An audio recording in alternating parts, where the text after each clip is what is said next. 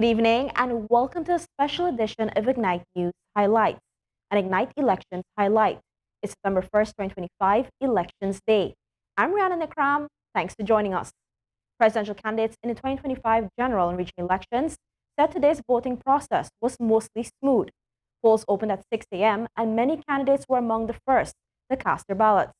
A Partnership for National Unity APNU leader Aubrey Norton was first in line at the Plazan Secondary School on the east coast of Demerara.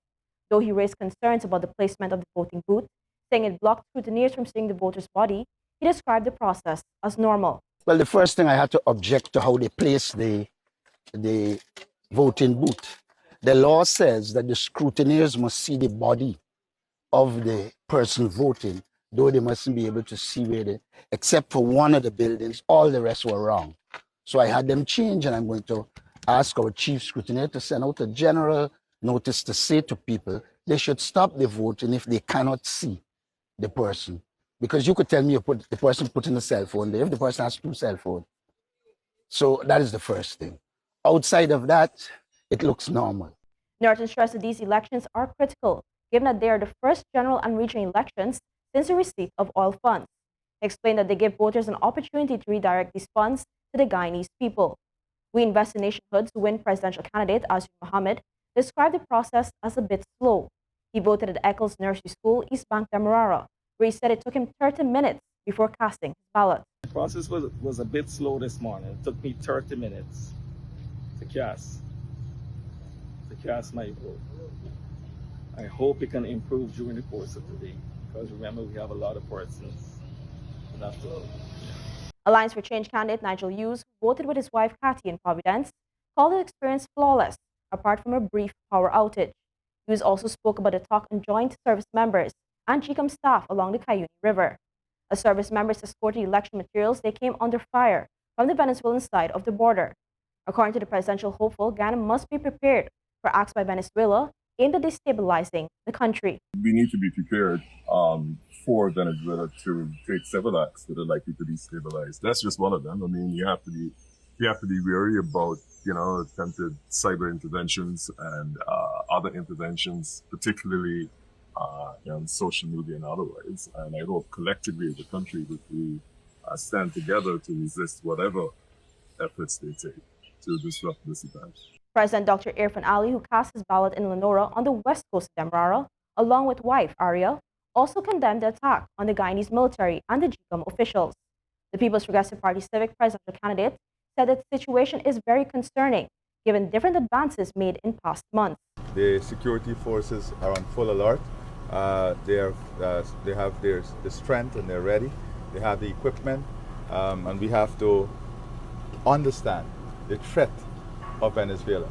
We have been speaking about this throughout the campaign, that Venezuela is a threat, and we have to look at every single connection to that threat, and the security forces are on top of it. The president urged all citizens to use the opportunity to exercise their democratic right. Presidential candidate of the Forward Ghana movement, Amanta Walter Desir, voted at Eccles Community Center on the east bank of Demerara and recorded a number of issues regarding the misnaming of polling stations and the difficulty persons face in accessing the location. To be honest, the GCOM staff are literally scurrying back and forth. Yeah. They are literally scurrying back and forth. It's not a case where the staff, the GCOM is unhelpful. It's just that they clearly don't have the information. Or the training. Well, and or maybe the training. So the misnaming, mislabeling of the polling, of the actual station, it's a mess, and I am deeply concerned. We've gotten some. Finally, presidential candidate of the Assembly for Liberty and Prosperity, Dr. Simona Charles Brooms, also highlighted hiccups when she voted in Bartica Region 7. On her Facebook Live, she said the stations lacked clear signage, with a poor state of the facility and service provided by GCOM. I could never imagine this is how an election is running. Election is not something just based on ALP, PPP, and APN, It's about the country, the management, the resources. It is about a nation of people. And this mediocre type of setting in the name of election is shameful. Several of our agents, at one stage I had to interview and I was told by one of the ROs, oh, that GCOM has, GCOM got young staff. I don't care what staff GCOM got young, right? So they said at GCOM, they have young staff in, hence the people don't know. So how you have people that you're saying to me that young and don't know? So that alone shows. Rooms described the situation as mediocre and accused GCOM of being ill-prepared on election day. Most ordinary voters, however, do not seem to share those concerns. Throughout the day, there was a slow but steady trickle of electors entering polling stations. GCOM has shared that there are 757,690 registered electors for the 2025 general and regional elections, of which 27,879 are first-time voters. Ignite News spoke with some of these voters who said they were excited. 18-year-old Kenneth Edwards, who voted at Bel Air Primary School, described the voting process as quick and easy and presented no hassle. He told the newscast excitement of voting for the first time was very much palpable. Last night I couldn't even sleep. It was so exciting to come and cast my vote for the first time, and especially, exercising your right in this democratic society has been so beautiful. Natalia Felician, an 18-year-old first-time voter, cast her ballot at the Westminster Secondary School. She said initially she was not keen on voting, but that soon changed when she realized the difference she could make. At first, I did not want to, but now that my country lies in my hand, I pushed myself, and here I am now. Mikhail McRae of Amelia's Ward, Linden, also casted his ballot for the first time. He reported how good it felt to be making an input into the direction of the country. He said the process was smooth, with the GCOM officials providing clear guidance as to what must be done at the polling station. McRae hoped for a smooth end to the election process. I just hope that all the votes are counted and everything goes well, and honestly, just praying for this year they get things right. So In sharing his views, Sophia resident Jude Wilson, who voted at the A Fields Sophia Primary, described the process as fun and practical. He said it was exciting to cast his vote and encourage all young persons to exercise their right during the election period. I think every young person deserves to vote and deserves to have a chance to vote. Polls remained open until 6 today. Not every voter had a pleasant experience today. Persons living with disabilities turned out to cast their ballots in this year's general and regional elections today. From wheelchair users navigating polling stations to visually impaired voters making use of special provisions, their participation underscored both the importance of equal access to the democratic process and the growing efforts to ensure that every voice is heard at the polls.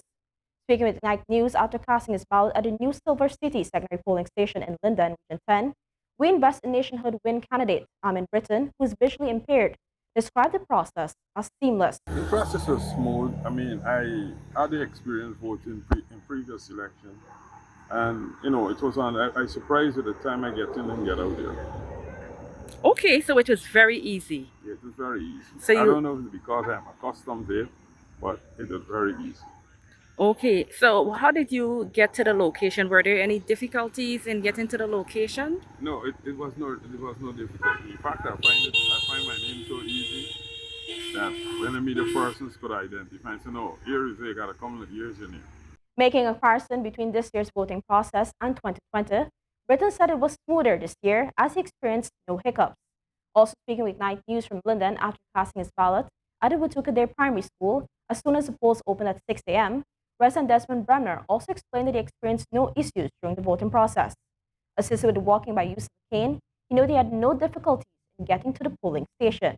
Among the many first-time voters in Region 2 was Edon Singh, Charity, who proudly described the voting process as simple and said he was happy to have cast his ballot.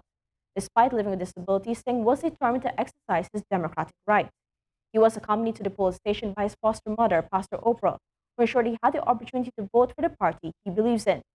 In contrast, the Ford Ghana movement reported a differently abled candidate, Pollyann Bristol, encountered a major challenge at her assigned polling station this morning.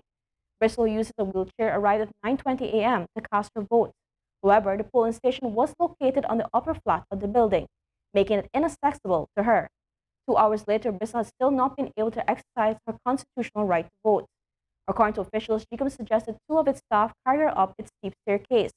Bristol declined this option, citing safety concerns. The returning officer reportedly indicated that the matter was referred to GCOM's chief elections officer, who allegedly informed that the commission could not provide any other accommodation. Bristol remained on site in what became a standoff with GCOM, as she awaited a workable solution. Yet another voter, Chandrasekhar Bisnath, who walks with a prosthetic leg, also complained about difficulty accessing his polling station as he was unable to climb the stairs. They can't go up the step, and they said they can't come out of the building to do it. I want everybody to know that they're refusing me to vote. They say last election I had the same problem. They came outside, we vote. Now I can't vote. The number to contact me is 667-1989. I wish if somebody from the GCOM, the opposition, any party could call me. I don't see why I cannot vote. I have a process there, but I can't walk with it. I only got it 2 weeks now. Even with mixed reactions by persons with disabilities at today's polls, their participation reinforced the importance of equal rights by ensuring that no one is left behind. That's it for Ignite Elections Highlights. Thanks for watching. For more exclusive content, follow us on all major social media platforms. See you on 6 at 6.